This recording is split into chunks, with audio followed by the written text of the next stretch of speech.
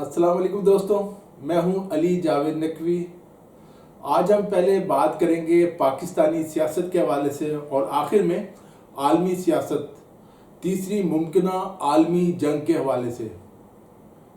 मेरा ख्याल था सदर ममलिकत डॉक्टर आरिफ अलवी ने अपने जियो को इंटरव्यू में जो ज़बान इस्तेमाल की उस पर बात ना की जाए, लेकिन बहुत से दोस्तों ने फ़ोन पर कहा कि मैं इसे नज़रअंदाज क्यों कर रहा हूँ।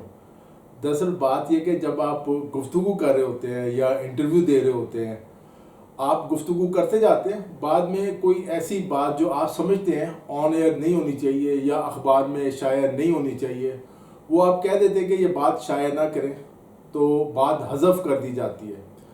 लेकिन चूँकि अब लाइव कल्चर है, टीवी चैनल्स पे लाइव प्रोग्राम ज़्यादा होते हैं अब, लेकिन ये प्रोग्राम लाइव नहीं था, ये रिकॉर्डेड ही था। अब मालूम नहीं सदर ममलिकत ने कौम के साथ इज्तमाई ज़्यादती, गैंग रेप के लफ्ज़ क्यों इस्तेमाल किए और फिर इन्हें हज़फ भी नहीं कराया। उन्होंने अपने इंटरव्यू में कहा था कि IPP's रिपोर्ट सही है तो माफियाओं के ज़रिए इस कौम के साथ ज़्यादती नहीं बल्कि इज्तमाई ज़्यादती की गई है। कौमी असम्बली और सूबाई असम्बली के इजलास में भी ये होता है, अरकान असम्बली और वज़रा बहुत सी बातें कर देते हैं लेकिन उन्हें कार्रवाई से हज़फ कर दिया जाता है, जो फिर मीडिया में नहीं चलती। वो बातें जो है बस इशारों किनायों में जिक्र कर दिया जाता है किसी खबर में या किसी कॉलम में। कोरोना वायरस की वैक्सीन के हवाले से एक बुरी खबर ये है कि चीनी वैक्सीन का पहला तिबी तजर्बा जो है वो नाकाम हो गया। रेमडेसिविर नामी इस दवा के हवाले से बड़े पैमाने पर डॉक्टर्स पुरुम्मीद थे कि ये कोरोना वायरस का इलाज करने में कामयाब होगी। ताहम आलमी इदारे सेहत की जानिब से शाया की जाने वाली कुछ दस्तावेज़ात से मालूम हुआ कि इस दवा का चीन में जो तजर्बा किया गया है वो नाकाम हो गया है। इस दवा से ना तो मरीज़ों की हालत में कोई बेहतरी आई है और ना ही इसके इस्तेमाल से मरीज़ के जो खून में ये कोरोना वायरस की मकदार कम हुई है, यानी इस वैक्सीन ने कोई असर ही नहीं किया।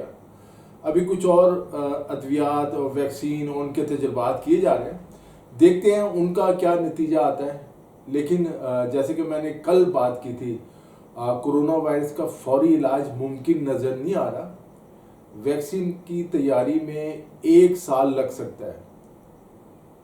वज़ीर-ए-आज़म इमरान खान ने कल खुसूसी ट्रांसमिशन के दौरान बहुत से बातें कही। ये भी कह गए कि माजी में प्लांटेड प्रोग्राम के लिए एंकर्स पर पैसा इस्तेमाल हुआ।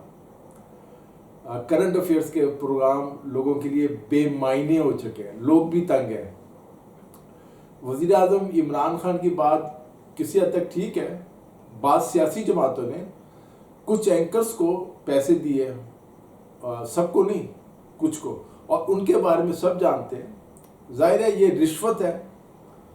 वज़ीर-ए-आज़म इमरान खान को उनके नाम बताने चाहिए और जिन्होंने दिए हैं उनके भी नाम बताने चाहिए, जिसने लिए हैं उसके भी और जिसने दिए हैं उसके भी।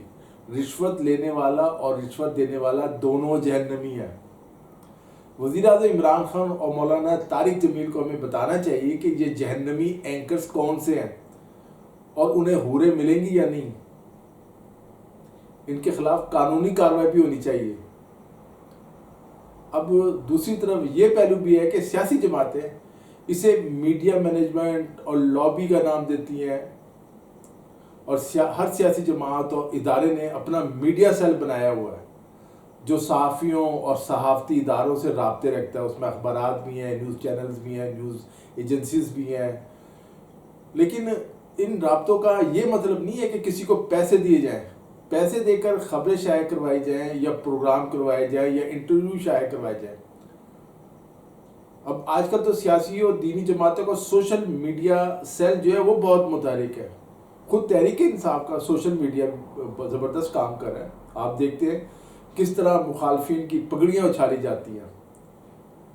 वज़ीर-ए-आज़म इमरान खान ने आज बाज़ व्लॉगर से भी मुलाकात किया है और इसमें ये बात कही है कि पाकिस्तान को कोरोना के मामले पर किसी मुल्क या आलमी इदारे से कोई माली इमदाद नहीं मिली। और जिससे पहले कहा जा रहा था कि माली इमदाद मिली है, तो वो क्या था, میں نے کہا تھا کہ تضادات موجود ہیں. بیرون ملک پاکستانی کی جانب سے جو ترسیلات زر ہیں وہ بھی رک گئی ہیں. آج کی ایک اہم خبر، army chief general Qamar Javed Bajwa نے پاک فوجی کمانڈرز کو ہدایات جاری کی ہیں کہ وہ سرحد اور اندرونی سلامتی کی ذمہ داریوں پر خصوصی نظر رکھیں. موجودہ صورتحال میں D G I S P R major general Babar Iftikhar نے بھی آج اپنی بریفنگ میں دنیا کو بھارت کا اصل چہرہ دکھا دیا ہے. ان کا کہنا تھا کہ بھارت ہندوتوا اور دہشت گردی کو فروغ دے رہا ہے. ان کی یہ بات بھی بالکل درست ہے کہ بھارتی رہنماؤں خصوصاً بی جے پی کے رہنماؤں نے کرونا وائرس کو مسلمانوں اور اسلام سے جوڑنے کی کوشش کی، لیکن بھارت کی یہ کوشش ناکام ہو گئی. عالمی برادری نے بھی اس کا ساتھ نہیں دیا. بھارت کے اندر جب بھی کوئی مسئلہ ہوتا ہے، بھارت اپنے عوام کی توجہ ہٹانے کے لیے ایل او سی پر خلاف ورزیاں شروع کر دیتا ہے. اب جو بھارتی وزیر اعظم مودی ہیں، ان کی اسلام دشمنی اور پاکستان دشمنی کسی سے ڈھکی چھپی نہیں ہے. ان کے بیانات ریکارڈ پر موجود ہے. ہمیں تو خطرہ ہے کہ کہیں مودی اپنی ناکام پالیسیوں سے توجہ ہٹانے کے لیے پاکستان کے خلاف کوئی جارحیت نہ کر دے. برا اگر مودی نے یہ غلطی کی تو یہ بھارت کی آخری جارحیت ہوگی. بھارت کئی ریاستوں میں تقسیم ہو جائے گا. اور اب کچھ عالمی سیاست کے حوالے سے امریکی صدر ٹرمپ بھی کوئی نہ کوئی لطیفہ نما ٹویٹ یا بیان دیتے رہتے ہیں. اب ان کا تازہ بیان ہے کہ کرونا وائرس کا علاج جو ہے الٹرا وائلٹ شعاؤں اور کیمیکل انجیکٹ کر کے کیا جائے. ڈاکٹرز نے اس تجویز کو ناقابل عمل قرار دیا ہے. ان کے اس بیان کا امریکہ میں بھی خوب مذاق اڑایا جا رہا ہے. اب ٹرمپ کو میڈیکل سائنس کی الف بے کا نہیں پتا، لیکن وہ ڈاکٹرز کو اور میڈیسن کمپنیز کو مشورے دے رہے ہیں کہ وہ کیا کریں اور کیا نہ کریں. افسوس کی بات ہے کہ انہیں کبھی اپنی غلطی کا اندازہ ہی نہیں ہوتا.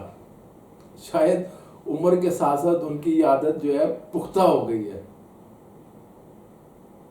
اب کرونا وائرس لیبارٹری میں بنایا گیا ہے یا نہیں، یا یہ دنیا پر بایولوجیکل حملہ ہے یا نہیں، میں اس ویڈیو میں اس پر بات نہیں کروں گا. میں آپ کو یہ بتانا چاہتا ہوں کہ کرونا وائرس کے بعد امریکہ نے ایجنڈا تشکیل دے دیا ہے. امریکی پالیسی ساز کئی دن سے تک سر جوڑ کر بیٹھے رہے ہیں. مختلف اسٹڈیز پیپرز پر بحث ہوئی ہے اور موجودہ حالات سے فائدہ اٹھانے اور دنیا پر امریکہ کی فوجی، معاشی اور سیاسی بالادستی رکھنے کے لیے کچھ بہت سخت فیصلے کیے گئے اور بڑے اہم فیصلے کیے گئے. اب مسئلہ یہ کہ ان فیصلوں کا خمیازہ تیسری دنیا کے ممالک اور چین سمیت امریکہ کے ہر مخالف ملک کو بھگتنا پڑے گا. میں آپ کو کہوں گا آپ کرونا ورلڈ آرڈر اور کرونا کے بعد کی دنیا کے حوالے سے میری ویڈیو ضرور دیکھیں جو اردو نیوز ٹیوب پر آپ کو مل جائیں گی. امریکہ میں مجھے بہت سے پالیسی سازوں سے اور پینٹاگون میں امریکی فوجی پالیسی کے حوالے سے تھوڑا بہت سمجھنے کا موقع ملا ہے کہ امریکنز کس طرح سوچتے ہیں اور کس طرح پلان کرتے ہیں اگلے 5 سال کا، 10 سال کا، 50 سال کا. امریکیوں کے ذہن میں یہ بات ہے کہ انہوں نے دنیا پر اپنی بالادستی قائم رکھنی ہے. اس کے لیے چاہے انہیں چین سمیت کسی بھی ملک سے جنگ کرنی پڑے. امریکہ اپنے مخالفین کو صفحہ ہستی سے مٹانا چاہتا ہے. وہ دنیا کا ایک نیا نقشہ بنانا چاہتا ہے. وہ مشرق وسطیٰ کا نیا نقشہ بنانا چاہتا ہے. امریکی پالیسی ساز یہ خواب دیکھ رہے ہیں اور ماضی میں یہ دعوے کرتے رہے ہیں کہ پاکستان ٹکڑے ٹکڑے ہو جائے گا، وہ اسے ٹکڑے ٹکڑے کر دیں گے. لیکن ان کی تمام سازشیں ناکام ہو گئی ہیں. پاکستان اللہ کے فضل و کرم سے قائم و دائم ہے اور انشاءاللہ تعالی قیامت تک قائم و دائم رہے گا. امریکی سازشیں کامیاب نہیں ہوں گی. امریکہ کی پہلی ترجیح یہ ہے کہ چین کے گرد گھیرا تنگ کیا جائے، اسے موجودہ حالات سے فائدہ نہ اٹھانے دیا جائے. اس مقصد کے لیے امریکی صدر ٹرمپ نے وزیر اعظم عمران خان کو بھی فون کیا. ٹرمپ جیسے مکار شخص سے کسی اچھے کی توقع نہیں. وہ امریکی مفادات کے لیے تیسری جنگ عظیم شروع کر سکتے ہیں، بلکہ شاید یہ کہنا میرا درست ہو کہ تیسری جنگ عظیم شروع کر چکے ہیں. اور اس کے متعلق تصور یہی ہے کہ تیسری جو جنگ عظیم ہے وہ بایولوجیکلی ہوگی، جس میں صرف انسان مریں گے، بلڈنگیں تباہ نہیں ہوں گی، بلڈنگیں اپنی جگہ موجود رہیں گی، شہر تو ہوں گے لیکن اس میں انسان نہیں ہوں گے۔ اس وقت پوری دنیا میں معاشرتی اور سماجی تبدیلیاں رونما ہو رہی ہیں۔